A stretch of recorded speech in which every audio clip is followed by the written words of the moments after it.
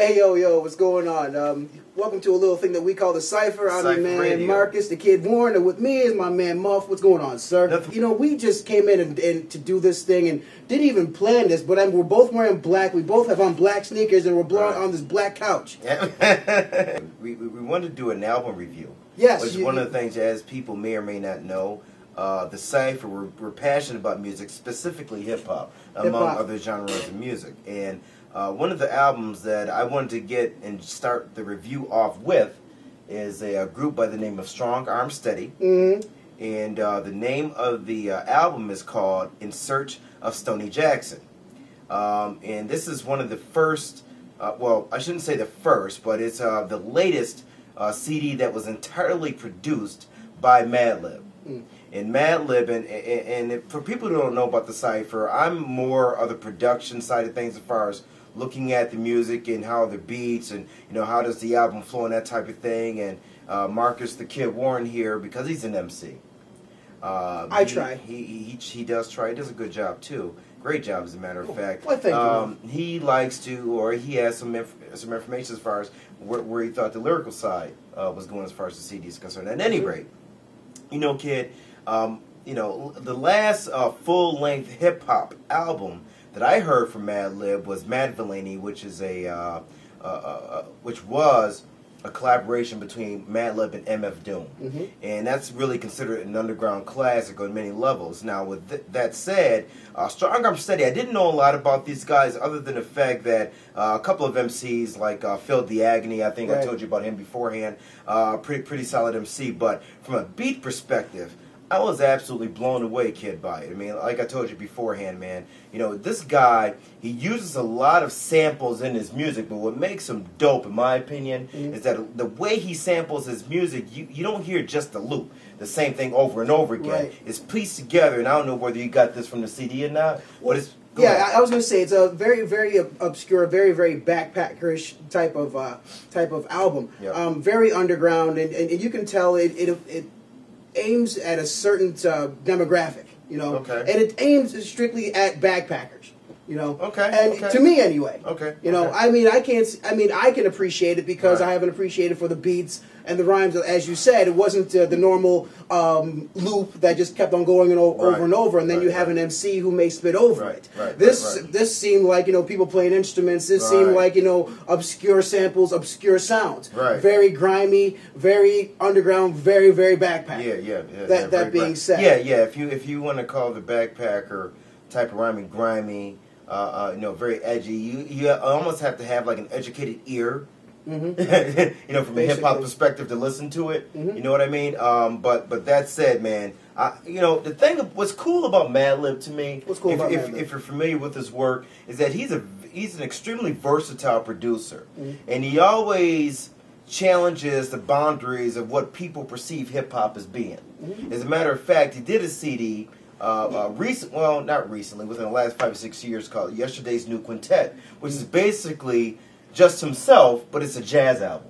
And he has a very good ear, and he also performs jazz. Actually does some live sets too. But that said, I think that this was the album to bring him back to, you know what, I can still go into the boom bap and give it to you and just make that head nod, you know. And if I was to liken it, his production style to anyone, it's a little bit of a J Dilla, there's a little bit of a Pete Rock, and there's a little bit of a Premier. Now I don't know whether you heard any of those elements in those, but the album starts off with the Best of Times, featuring Fonte from Little Brother, and also of Foreign Exchange.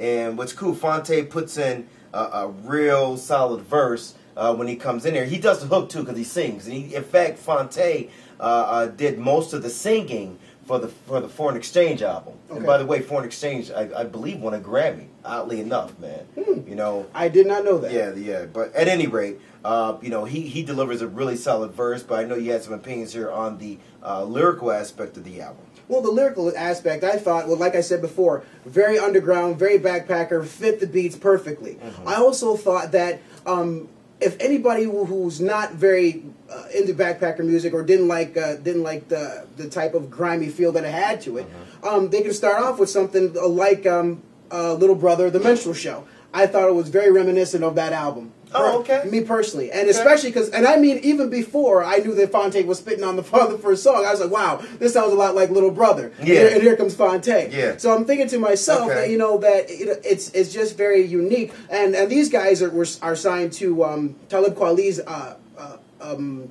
label, which is Blacksmith Entertainment. Blacksmith, yes. They were signed to them in 2007. Right. So you know it's going to be a pretty tight, pretty backpacker, pretty straightforward. Lyrically, Blake's basically, I'm not going to say it blew my mind. Okay. I'm not going to say it blew my mind. But very, very tight. I will say just very, very tight. There's certain songs in there, Bark Like a Dog, one of my favorites.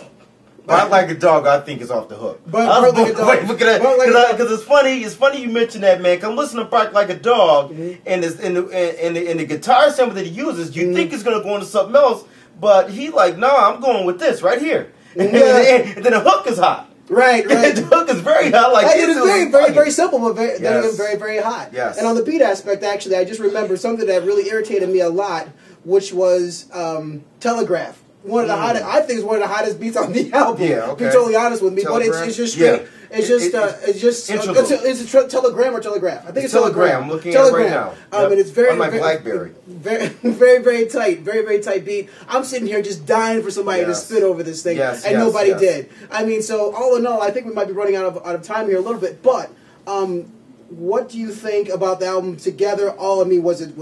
Did it give you everything that you wanted in an album? I did, pretty much. I thought lyrically it was certainly tight. Now, when we're talking about lyrically, we're not talking about, for this album anyway, it's not a conscious album per se. It's not an album where you're going to get all these crazy ill metaphors, although they do hit you off the head with an ill line, with ill lines throughout the album, I think. But that said, it's more or less like how, I remember listening, I think I brought this up to you during the week, listening to Mobb Deep's album, the Survival of the Fittest album. I forget the title of the album, but the one with Shook Ones on it, and how it was basically street rhymes over really dope beats is what that album was. And that's kind of how I feel this album was, and what some of the songs that stood out on the album to me. Certainly Bark Like a Dog. I think the beat for Get Started with Talib Kweli's off the hook. New Love, I thought, is an absolutely sick beat because of the vocal sample that he uses. So if I was to give it out of, say, 5 stars, to me it gets 4.5. Where do you stand on that? Wow, 4.5. 4.5 out of That's 5 crazy. stars. And me being a rhymer myself, I'm always very I like to think a lot before I give a judgment about another MC and stuff like that, because everybody has different talents, different things that they like to do lyrically. But I mean, when it comes to the beats and when it comes to the rhymes, you say 4.5. I will give it a 3.5. 3.5. 3.5. And in my book, that's very high. Okay. You know what I'm saying? So this just for all over, or just strictly for the rhymes? No. All over. Okay. For rhymes, if you want to talk about rhymes, I would give it about a 4. Just strict rhyme. If you break down the rhymes themselves, I will give it a 4 lyrically, because it's very, very tight lyrically. Okay. Beat wise, I would say maybe around a 3, and I'll tell you why I give it a 3. It's because, and knowing you, as soon as you said the album that you wanted to listen to or you wanted to review, I just automatically knew it was going to be something very backpacker, very laid back, something very head nod. Bark Not Like something. Dog wasn't laid back though.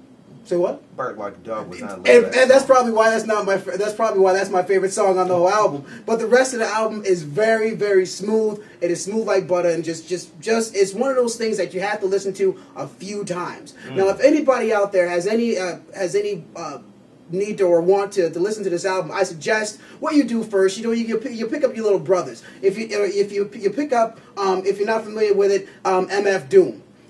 Listen to those albums, and it will warm you up into this album. And one of the things that I really love about this project was these are LA cats, and they rhyme like they're straight from Brooklyn. They rhyme like they're straight from Brooklyn, and that's one of the things that I really loved about this. As a matter of fact, they were hooked up by Exhibit and the Liquid Crew back in the day, back in the early 90s. So these guys got together, and they came up with this project. So anyway, that's where I stand. My man Muff gives it a 4.5. I give it a 3.5. Check it out, man. What's the name of the album one more time for the people? Strong Arm Steadies in Search of Stoney Jackson, which, by the way, the title itself is very funny on a couple of different levels. But that said, peace out from the Cipher crew.